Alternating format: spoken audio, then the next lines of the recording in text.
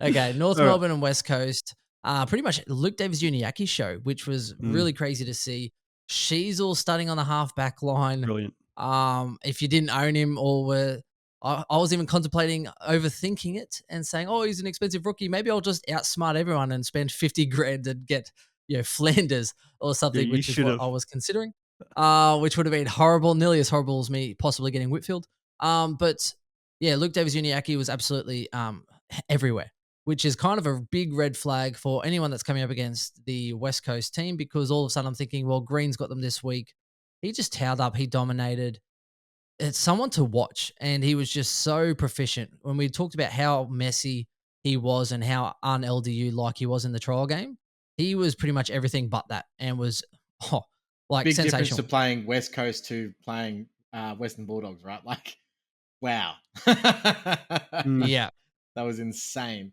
Definitely I've been flirted with saying me it. on the radar.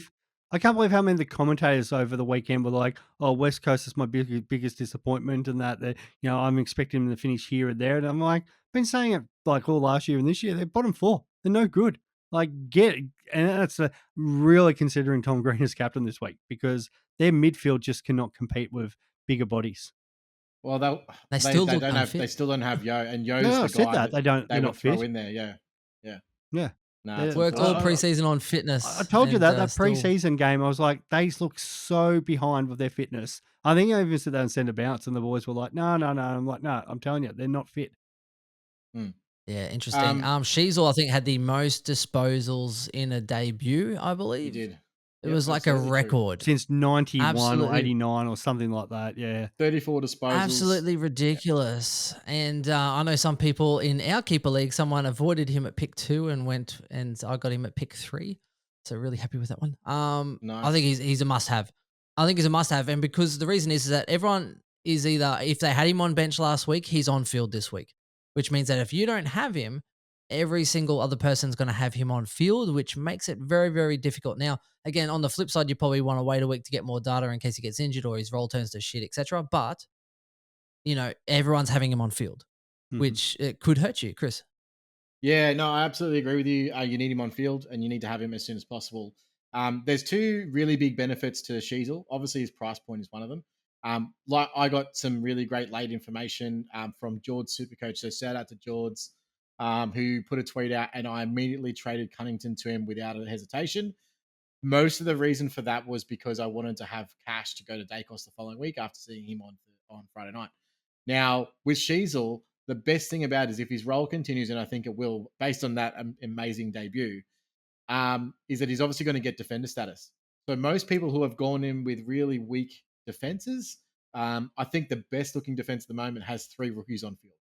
By round 6, you're going to have a forward defender that you can switch back into those spots. So if you're still running, say, Constable on field, or McKenna spuds it up, or you've got Jones still, or maybe Jinby they put for a rest, bang, all of a sudden you've got Cheezel back there straight away, and you can lock that up. Or you can trade them up and upgrade them if they've appreciated, and then put them straight back into that back line. So he's really valuable for that purpose alone.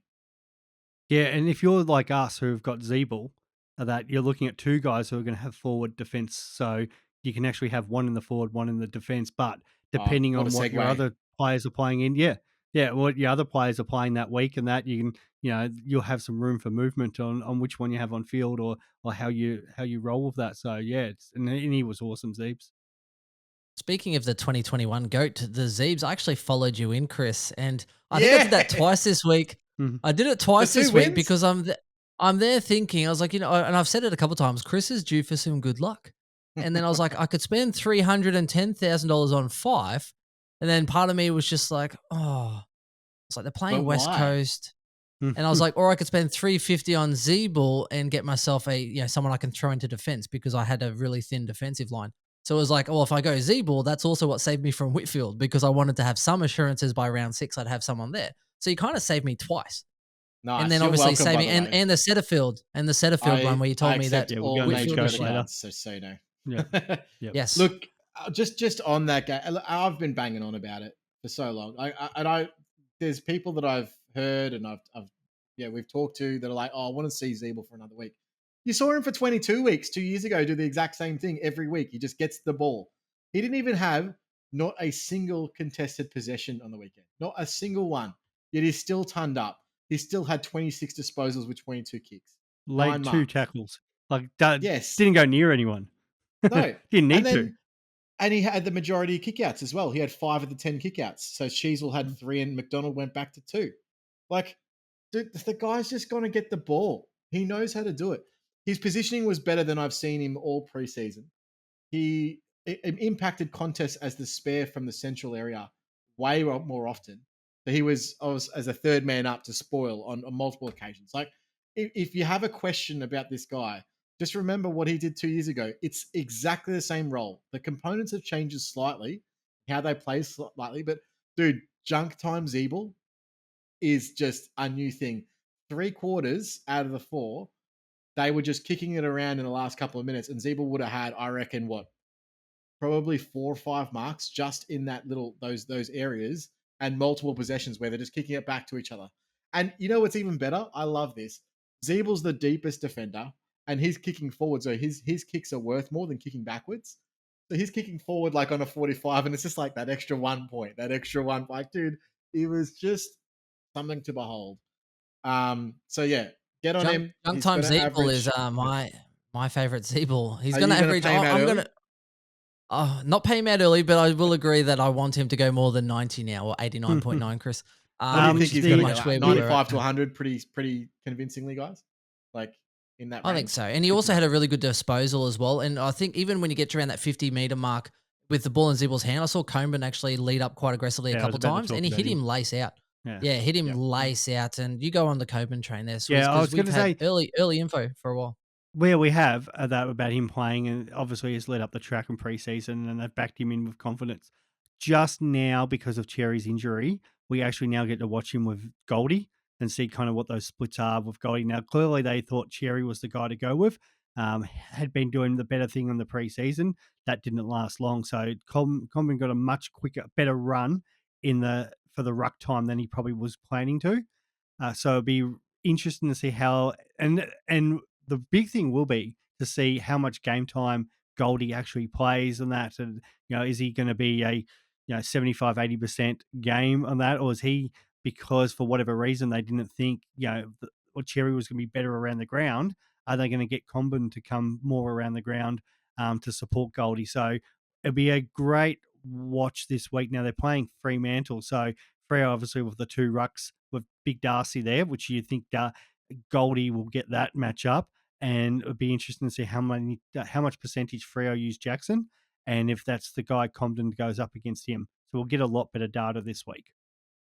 Yeah, it's interesting. And he did get the, was it 83 Supercoach points as well. So that was definitely inflated by the additional ruck time.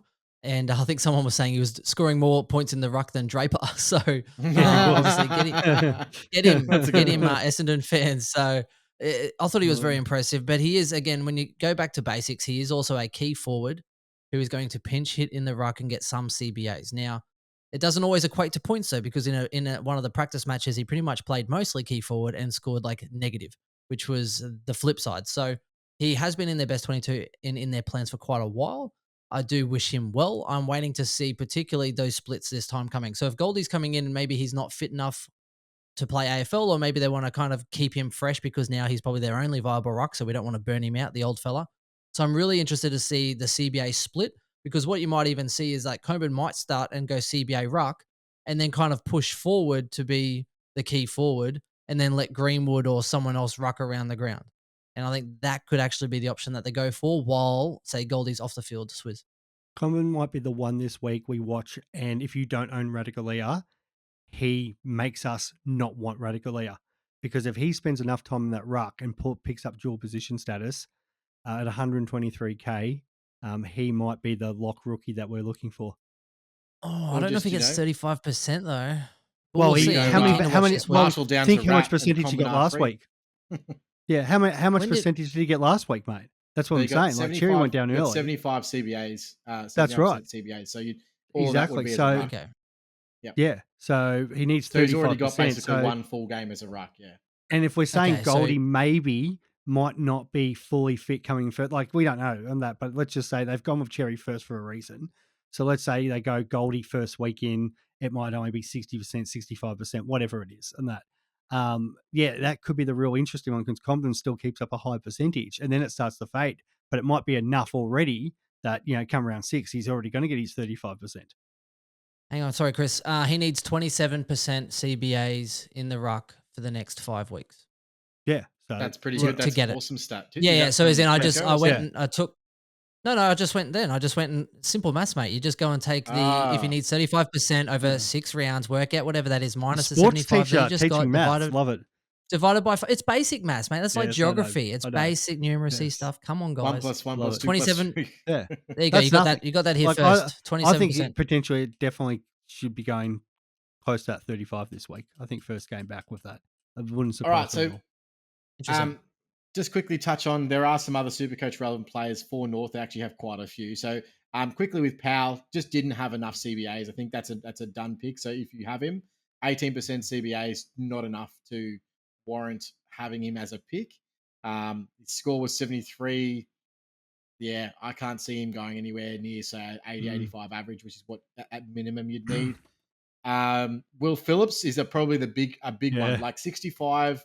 He obviously was the sub, so he only had 53% time on ground, but they did like him in the midfield.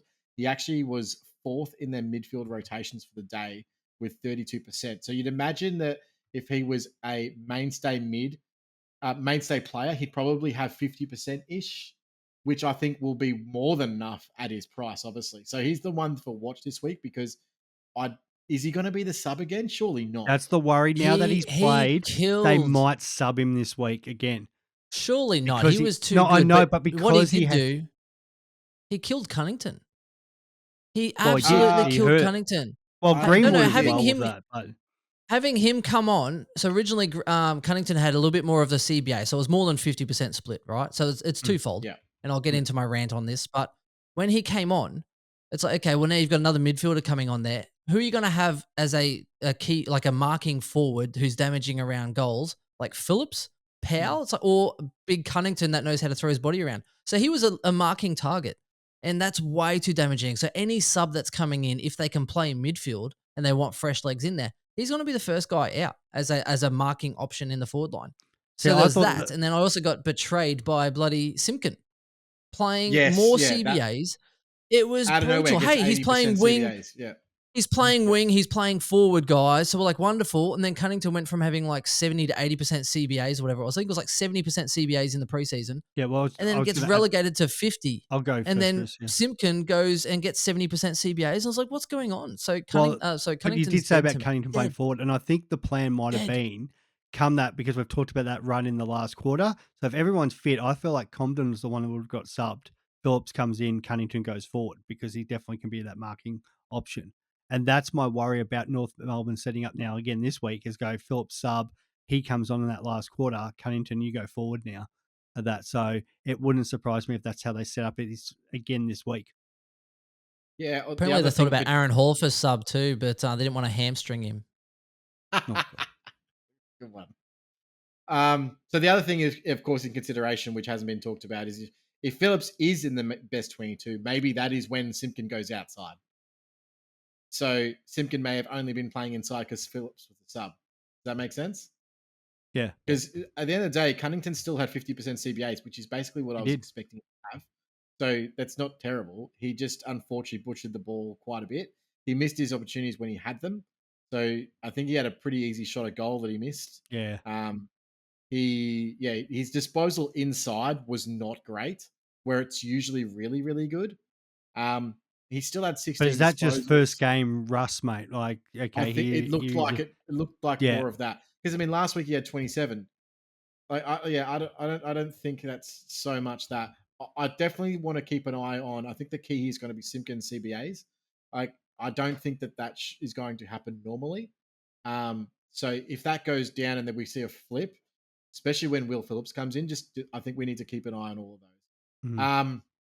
Now, obviously, so Goda and Bergman, 2 rookies there. So, I mean, what I saw from Goda was he was an okay, serviceable player, not going to shoot the lights out, 57 Supercoach. I think he and Bergman are both probably at risk. when Aaron Hall and Tristan Thomas come back, I think that they're probably the guys that go. So I wouldn't be moving heaven and earth to get them in. And obviously with Goda at his price, that's not a. I don't think he's going to average enough to justify his price tag. Your thoughts? And Sheasel going into defense. Yeah, that's right. as well. Goda uses the ball. That's another beautifully, person. but he you doesn't put get enough of Buckets it. back there though. Buckets goes back there. Logue takes a different person. Everything shifts, and you've got Sheasel in defense as well as Zeeble and these others and McDonald. I don't think there's room for Goda coming up soon. Yeah, with the shift of things, so I think he's good enough. Zeeble started tough. on the bench too. So Zeeble was the guy on the bench that they rotate through that role. So that's when Sheasel was destroying it, when he was getting kickouts, etc. It's because Zeeble was off the field. So we got to also put that into perspective. It won't surprise me. I think right off the bat he went like bang, bang, bang, bang, and had like 6 or 7 disposals before Zeeble even came on the field. It was great. It won't surprise me if Sheasel goes forward when those guys come back either, because they said they're happy to put him in different positions and and hopefully that's after we don't cash him out. Exactly right. Yeah. Or I don't care if it's in 2 weeks against Hawthorn and he dominates up forward for them anyway. All right, let's get on to the drubbing in Adelaide. I was about to say, we didn't even touch on West Coast. That's you know what's funny? No. West Coast. You know what's funny? Do you know how much I care about West Coast? Supercoach relevant. Yeah, do you know how much I care about West Coast? That was it. That was me talking about West Coast. How funny that we speak all this about North Melbourne and all the relevancy, and we don't even touch on West Coast. Which was the next how part. have times changed? I know. Well, and okay, let's the Jinby show. Let's talk about West Coast. I'm trying. It's Jinby 85 was the shining light. There's absolutely. So there's 2 people. So he had there's not. There's way more. He had 12 tackles for that score, which just proves that he's going to have a relatively good floor. And he's huge. Like I didn't know how huge he was. He's an absolute monster of a guy. So I think he's the guy that takes all those big bodied mids. So yeah, you're right. He probably does go up against Tom Green. But I think most people have him. I don't think it's probably worth really going too much into him. Anything else to add about that, guys? Nah, mate. Just the kid's a jet. So Dom Sheed is one I wanted to touch on. So what we saw with Dom Sheed and the preseason stats that I did up proved that if he has about 75% CBAs, he's going to go 90. He literally had 89 Supercoach, I think. What do you have? 89, exactly. Yeah. And his CBAs were 75%. So that's pretty much an expected outcome. That's not too bad. I don't think that he's better than quite a few other mid prices that could potentially have a higher ceilings. But again, roles there, scoring's not going to be amazing, but we know what we're going to get out of him. We had 25 disposals for just 89 Supercoach. That's a pretty poor outing. But surprisingly, he went at 80% DE. So a lot of what that means is that a lot of his possessions would have been behind, like instead of going forward. And that's, you can get a lot more high disposal efficiency that way, because obviously it's easy to hit a target when they've got a lot of space behind them. You can kick it out wide and all good to go. But not a terrible option, but not one that's going to hit the lights out again. But a 90 average from Dom Sheed. You guys interested at all? No. Because again, Not like really. nothing, no disrespect to North Melbourne, but it's still North Melbourne. That's true. Like, that's his. That could be his best game. Like, I still think he's like that 80 guy. Fair enough. Tom Cole, guys, 78 Supercoach. Yeah, solid at 182K or something like that. He had 8 marks, and I mean, it was funny because I thought, okay, the gone of the days of West Coast chipping a ball around the back line, and West Coast exactly did that. Can we just replay that top 10 defenders where you took the piss out of me about McGovern and Shannon Hearn? Because that's all what happened. McGovern and Shannon Hearn. I'm sorry, who are the North Melbourne forwards that were sitting there when they just literally put it on their heads and bombed it long like absolute idiots? Mate, they're going to do it every week. It's one game. Those West Coast defenders are just going to sit there and chip to each other because they've got no one else to kick to. No. Anyway, so Tom Cole, interesting, 77% time on ground, so not a huge amount, so definitely some room and growth there. 90% disposal efficiency. Had 2 frees against as well, so that 79 could definitely... 78 could definitely have been a little bit bigger. He is someone I'm looking at as far as a Jones possible replacement if he doesn't get up, just because he frees up that 45,000 and I think he's probably going to score reasonably. So He's got I think great he'll job make. security. He's Oh, in their yeah, I best think he'll make 100, 100. best I 18. think he'll make 100. And if he frees up 45 now, makes 100, buys me until those DPPs flick in, then I've got a pretty good amount of confidence in that. Yes, I think that's very much interesting there. And Chessa is the last one. Cool. What is he? 123K forward mid. He played Defender mid. 69% time on ground. So defender. 69% time on ground, 80% disposal efficiency. I don't know how, but he had 32 Dream Team, 20 Supercoach, had a free kick 4, and I think one clanger or something or other. So yeah, just was nowhere. But Absolutely nowhere. now is that because he was playing that defensive wing role that we've talked about? Yeah, and unfortunately, which is really fun, I was heavily invested in watching him play because I actually had him on field, guys.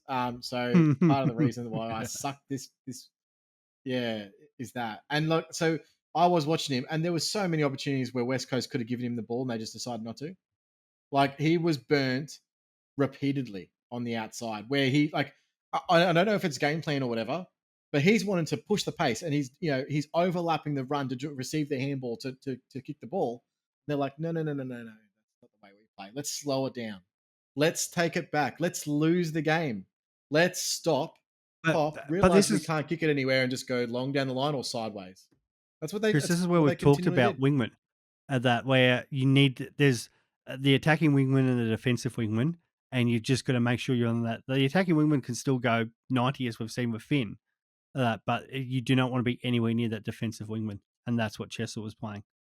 Yeah, it was just bad role. Only 69% time on ground, which I think the first half he played quite a lot of time on ground, and they just canned his time on ground the second half. I think there was both in the third and fourth quarter. I reckon he only had 50% time on ground. So, yeah, not a good pick. I can't see him getting better. I can see him potentially being the sub at some point in the coming games.